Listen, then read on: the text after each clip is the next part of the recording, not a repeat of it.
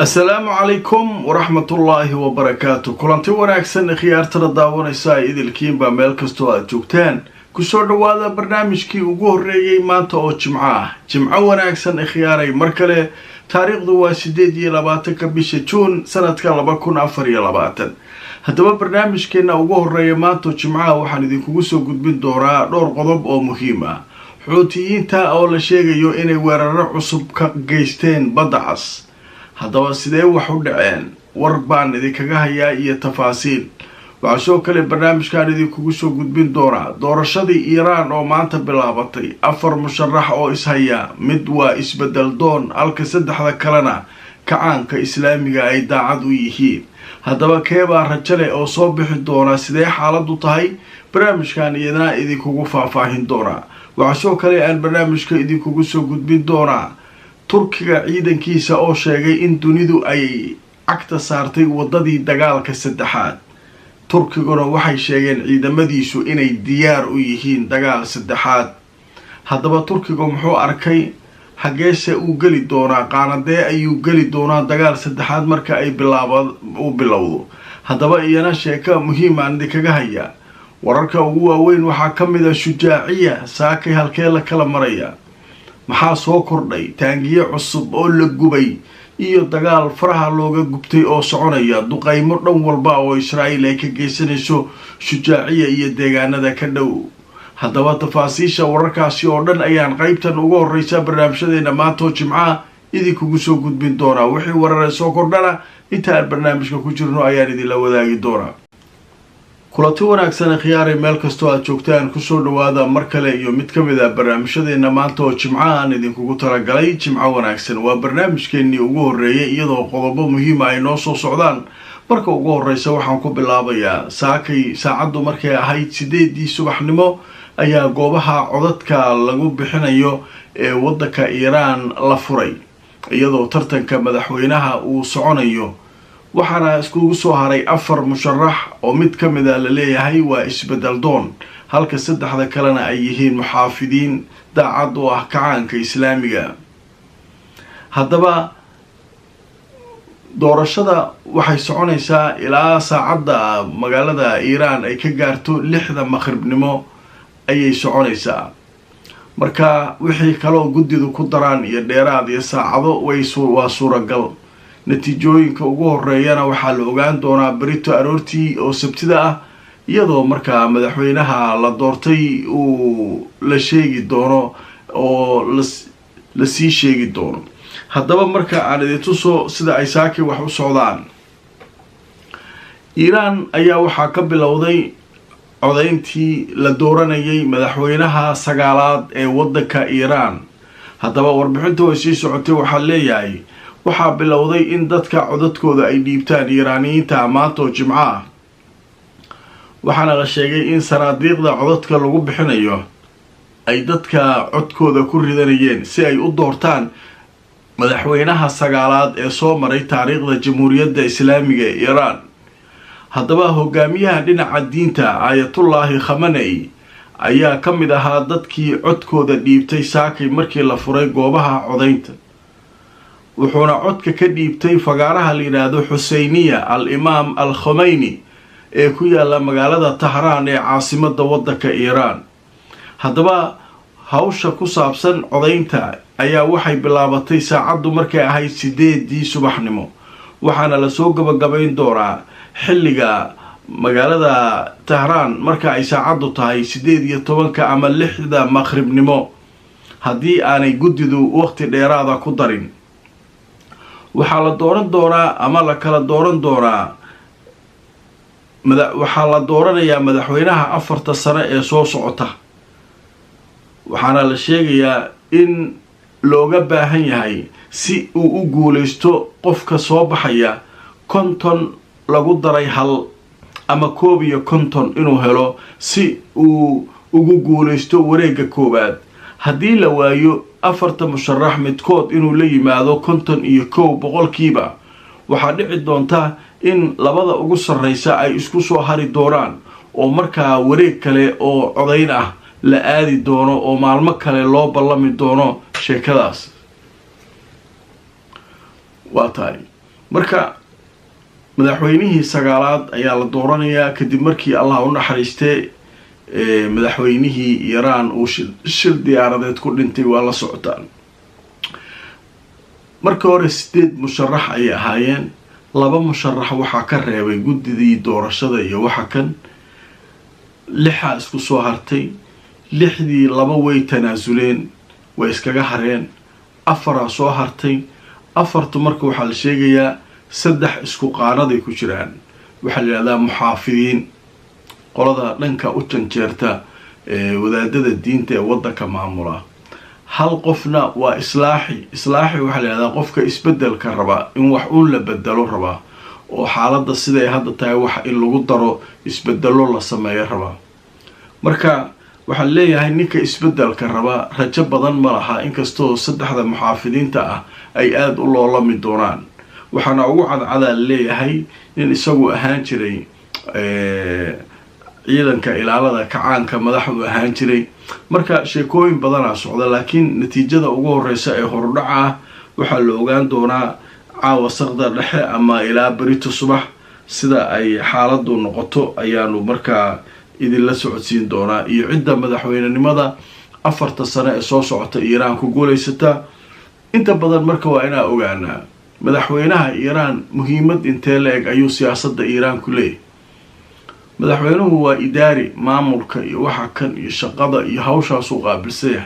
laakiin go'aanka ugu dambeeya siyaasadda wadanka halkan miyaan aadnaa mise halkan waxa iska leh aayatullaahiga wadaadka dhinaca diinta Khamenei ninka la leeyahay ninkaasa ugu sarreeya wadanka go'aamada waaweyn qaata marka hawshaas 4 sano madaxweynuhu joogi doona waana madaxweynihii sagaalaad la dooranayaa hadda taariikhda jamhuuriyadda islaamiga Iiraan soo mara qodobkaas halkaas aan kaga gudbaynaa sheekada shujaaciya iyo Turkiga oo dagaal saddexaad la aadayaa leh way noo soo socdaan waxaan ka hormarinaynaa badda cas ayaa waxaa la sheegayaa inay ka dhaceen weeraro saakay oo jimca haddaba warbixin la daabacay waxaa leeyahay wararka waxay sheegayaan inuu shil ka dhacay badda dhinaca waqooyi galbeed ee deegaanka la yiraahdo Al-Hudayda ee wadanka Yemen hay-adda wararka iyo ganacsiga hay-adda howlgallada iyo ganacsiga badaha u qaabilsan Britain ayaa waxay sheegtay inay heshay macluumaad ku saabsan in uu dhacay shil meel 150 mayl badda waqooyi galbeed ka xigta magaalada la yiraahdo Hudayda ee wadanka Yemen waxaana la sheegayaa in la soo gaarsiiyay hay-adda oo ay heshay xog ku saabsan 5 sawaariiq ama gantaalo in markaa lagu weeraray markab halkaa maray laakiin hay-addu waxay sheegaysaa xogta aan helayno ay leedahay in dhammaan gantaalihii lagu riday uu ka badbaaday markabka haddaba marka waxaa la sheegayaa in uusan markabku soo gaarin sida hay-addu ay xogta ku hayso wax dhibaato ah una hawshiisii iska sii watay oo dhinaca waqooyi uu uga sii gudbay markii weerarka uu ku dhacay oo uu qabsaday marka maalmahan waa u jeedaan howlaha xuutigu waa isdaba joog ilaa 4-5 maalmood isku xigta warka xuutiga inay wax nagti ka geliyeen baa socota hadda kan waa warkii ugu horeeyay soo dhacay Yaxya Sariic kiisa waa dhimay laakiin hay-addu waxay leedahay wax akhbaar oo hadda ku saabsan in markabku ay dhibaato gaartay ma hayno laakiin ilaa 5 gantaal ayaa lagu weeraray ayay leedahay badda cas meel ku dhow Hudayda gobolka la leeyahay ee Yemen isagoo maraya 150 mayl u jira halkaas marka tafaasiisha lama hadlin markabka yaa iskale muxuu ahaa waxa soo dhan lama hayo marka kulay sida looga bartay Sariic habeenadan shirad raaido isdabaxiga ayuu qabanayay laga yaabay inuu saacadaha soo socda soo hadlo oo uu ka warbixiyo weerarkan haddii weeraro kale ay dhacaanna waa la arki doonaa shujaaciya dagaalkeedii waa socdaa qaybta dambaan geysanay si inta aan wararka ku jirno wixii soo dhacaan idinkula socodsiiyo haddaba sheeko la yaab leh ayaa soo baxday Turkiga waxay leeyihiin saansaanta muuqataay dagaal saddexaadaa la aaday. macnaha waddadii dagaalka saddexaad ayay dunidu aaday. meel walba musiibaa ka jirta, dagaalaa ka socda, nagtaa laysku hayaa, waa laysu hub urursanayaa, nucleara laysu afaysanayaa, waa la kala socdaa, waa adduunkii oo dhan dagaalaa la aaday dheheen. turkiga waayo waxa leesaas. markay intaas yidhaahdeen waxay yidhaahdeen annagu ciidan ahaanna diyaaraa u nahay, dagaal saddexaad waa diyaarsannahay, haddamana la gaadayo. waa ogtiin taariikhda turkiga dagaalkii koowaad lagu jabiyay dowladii cuthmaaniyiinta, waa tii wadankiisa dhibaato lagu sameeyey oo ingiriis iyo dowlado badan iyo ay culays saareen, heshiisyo 100 sana lagu soo rogay in maraakiibta badiisa maraysa uusan cashuur ka qaadi karin, waxyaabo badan. jasiirado uu turkigu lahaa in inta la qaaday Greega la siiyey, ilaa hadda qaarkood ay haystaan. turkigu marka waxay taagan yihiin dagaalkan mana la gaabayo. hadda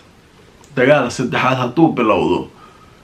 annagu diyaaraan nahay. ilaan turkigu jasiiradaha ka maqan, waxbaa ka maqan, wuxuu rabaa dagaalkan beelo aadaba inuu wixiisa soo dhacsado rabaa. wixii diyaarad barqadaar iyo waxa kan uu samaystay iyo gantaalo iyo waa diyaarsada wixiisa. marka sheekadaasu aan idinkaga dhaco iyo sida wax looga qoray wargeyska weyn ee kasoo baxa magaalada London ee la yiraahdo Asharq al-Awsat wuxuu qorayaa turkigu waxay sheegayaan saansaanta dagaal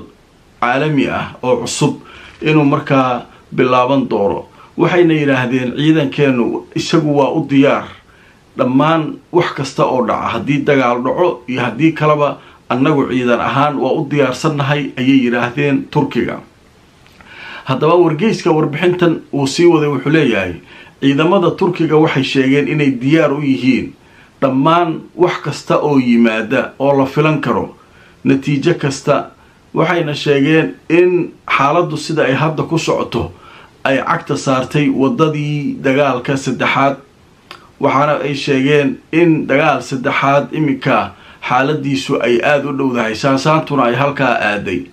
haddaba mas-uul ka tirsan wasaaradda gaashaandhigga ee waddanka turkiga ayaa gelikii dambe ee shalay oo khamiisa waxa uu sheegay in turkiga ay ciidamadiisu diyaar yihiin, xaalku siduu hadda ku socdana ay tahay dagaal saddexaad oo cusub in dunidu ay aadayso. haddaba waxaa sidoo kale uu sheegay in ciidamada turkigu ay dhan walba hadda ka diyaarsan yihiin. haddaba warbixinta way sii socotay. waxaa leeyahay maalmo ka hor wasiirka arrimaha dibadda ee turkiga Hakan Fidan ayaa wuxuu bixiyey waraysi telefishin, waxaana uu sidoo kale isaguna sheegay suuragalnimada in dunidu uu ka dhici karo sida hadda xaaladdu tahay dagaal saddexaad oo caalami ah. haddii ay sii socdaan ayuu yidhi dhibaatooyinka baaxsan ee dunida ka jira, gaar ahaan xaaladda marinka Gaza iyo dhibaatada lagu hayo hadday sii socoto, arrinta dagaalka Ruushka iyo Ukraine hadduu sii socdo, iyo meelaha kale dhibaatooyinku ay ka jiraan, dhammaan waxayna tusinayaan Hakan Fidan uu leeyahay in dunidu ay u weecatay dagaal saddexaad xaggiisa.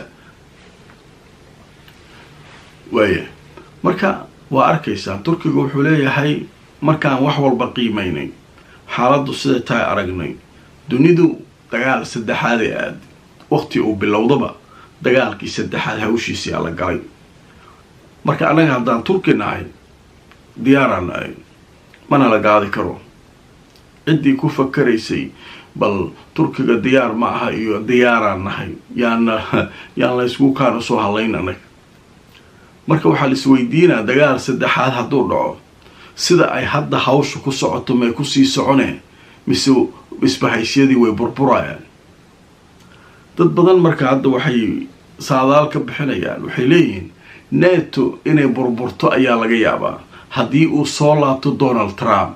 sababtoo ah xalay doodii dhex martay Donald Trump iyo Biden oo dood aada u kulul ahayd oo labada oday ay wax walba isku rideen, xataa la iscaayay. Trump wuxuu sheegay in NATO uu ka baxayo, weligiisna isagu mabda'a wuu aaminsanaa. annaga keligeen see lacag u bixinaynaa u leey naatadan maxay Ukraine tan annaga intaasoo bilyan oo dollar ah ku bixinay, sababtaa ugu bixinay ma garanayno leey. dagaalkan xal kale loo heli karay. markaasaa ninkan markii waxaa la yidhi Trump u yimaado waxaa laga baqayaa in neto iyo waxa kan iyo ay badda galaan oo la kala tago nin walba asaga isku tashado xaalku marka xaaladaasu khatar weynay sii keeni kartaa tafaraaro marka turkiga waxaa ku aadi doonaa lama yaqaano mar dhinaca ruushka iyo chinaha ayuu aadi doonaa mar dhinaciisa neto iyo raggiisaanu la joogi doonaa lama yaqaan laakiin turkiga wuxuu leeyahay dagaal saddexaadaa loo socdaa annaguna diyaaraan nahay waana isa sii diyaarinaynaa hawshuna markaa adduunyadu ha ogaato xaalku sida uu ku socdo ma fiicno leh ilaahuna mooti marka xaaladaas marka waa wararkii ugu dambeeyey ee turkiga iyo xaaladaha uu ka hadlay ayay ahaayeen waayahay markan waxaan u gudbaynaa shujaaciya shalay galab ilaa xalay waa ka hadlaynay maantana waa ka hadlaynaa sababtoo ah dagaal culusaa socda shujaaciyana waa meel taariikh leh dagaaladan hadda socda gaza waa meeshii ugu horreysay ee ciidanka israa'iil lagu jabiyey ay carareen maalin cad haddana warbaahintu way sii hadlayaan waxay leeyihiin meesha tani waxba kama cunayaan nimankan israa'iil ee galay shujaaciya waxba kama qaadayaan laakiin si waaliya ayaa loo duqeynayaa iyo meelaha ku dhow iyo duqeymay wadaan laakiin marka ay soo galaan banagtaa laga geliyaa magaalada markay kusoo dhawaadaan banaankaasay ku wareegsan yihiin diyaarada iyo helicoptero xalay barnaamijka xalay ay kaga sheekeeyeen aljazeera khariidadii ay ka samaysay sida meesha lagu kala hoyday haddaba saaka waagu muxuu ku bariyey ilaa hadda aan idinla hadlayo halkee wax marayaan haddaba marka aan idin tuso aljazeera waxay leedahay dagaalo aada u qaraar ayaa waxay ka socdaan xayu shujaaciya ama xaafadda la yidhaahdo shujaaciya wariyaha telefishinka aljazeera ee ku sugan xaafadaasi dagaalka culus uu ka socdo wuxuu leeyahay dagaalo aada u culus ayaa halkaa ka socda waxayna dhex marayaan kooxaha muqaawamada falastiiniyiinta iyo ciidanka gumaystaha ee soo galay xaafadda la yidhaahdo al-shujaaciya ee ku taalla dhinaca bari ee magaalada gaza haddaba wariyuhu wuxuu sheegayaa kooxaha gurmadka degdega ah inaysan awoodi karin inay gaaraan goobaha dadka dhaawacyada rayidkaa ay soo gaareen sababtoo ah dagaalka daran ee halkaa ka socda iyo duqeymaha ay samaynayaan israa'iil ciidankeeda dhanka kale aljazeera waxay leedahay war ayaa waxaa kasoo baxay kooxda la yidhaahdo saraaya alqudus waxay sheegeen inay iska hor imaad aada u culus ay la galeen ciidanka gumaystaha meel aada isugu dhow ayaa la ysku helay oo ku taala shujaaciya ciidankii israa'iil ay rabay inay gudaha galaan iyo ciidanka saraaya alqudus ayaa dagaal hoosta layska galay xabado afsaara laysla dhacay ayaa dhacay leeyihiin haddaba saraaya alqudus waxay sheegtay inay sidoo kale burburiyeen mid ka mid a gawaarida milatariga gaashaaman ee ciidanka israa'iil ay wateen iyagoo u dhigay miino kuwa dhulka lagu xabaalaa waxay sheegeen dagaalka foolka ah ee hoosta layska galay in markaa ay sababtay inay laayaan oo ay dilaan ciidankii israa'iiliyiinta ay iska hor yimaadeen kuwo kalena ay dhaawacyo halisa u geysteen waxayna sheegeen in dagaalkaasi uu ahaa mid aada u qaraar waxay sidoo kale sheegeen inay hoobiyayaal la dhaceen ciidanka iyo qalabkii ay wateen oo soo galayay xayu shujaaciya meel banaanka shujaaciya ka tirsan waa tahay marka waa arkaysaan xaalku halkaasuu maraa dagaalkii weli waa socdaa tafaasiisha dee dagaalka barnaamijkayga labaad iyo kan saddexaad iyo aada u imaadaan hadda wararkii horu dhacaa la helay in dagaal qaraar u socdo jazeera waa noo sheegtay wariyaashu way sheegeen in dagaal toosa oo hoosta la yska galay oo nagta la yska geliyey waana loo sheegay askar badan laga laayay baabuur laga gubay marka tafaasiishaasoo dhan way imaanaysaa waxaa kaloo la sheegayaa in laga yaabo saacadaha soo socda iyaguna inay alqasaam war soo saaraan ku saabsan dagaalka haddaysanba video soo dirin dagaalkii shalay dhacay ilaa midka maanta iyagu videoyadooda horaa laga soo diraa maalin ama 2 maalin kadib wixii ay sameeyeen marka waa arki doonaa wixii warar ee kusoo kordha shujaaciya xaalkeedu halkaasuu maraa rafaxna dagaalo goosgoosa ka socda iyo duqeymo ay isweydaarsanayaan dhinacyada marka hadda waxaa moodaa leeyahay culayskii dagaalkii ay rafax iyo inay joojiyeen oo halkan shujaaciya ay soo wada aadeen muqaawamaduna iska caabin iyo difaac xoog leh ayay halkaa uga jirtaa wixii warar soo kordha barnaamijyada soo socda ayaan idinkula wadaagi doonaa. akhyaaray mar kale jimco wanaagsan. fakari aragti waxaa qabtaan loogu reeba qaybta fariimaha ama commentiska. barnaamijkana fadlan subscribe saaro haddaad nagu cusubtahay youtube-ka, facebookana follow garay si aad barnaamijyadeena u hesho. barnaamijyada like gareeya oo share gareeya si in badan oo naga mid a barnaamijyadeenu ay u gaaraan. inta aan mar kale kulmayno akhyaaray nabadgelyo.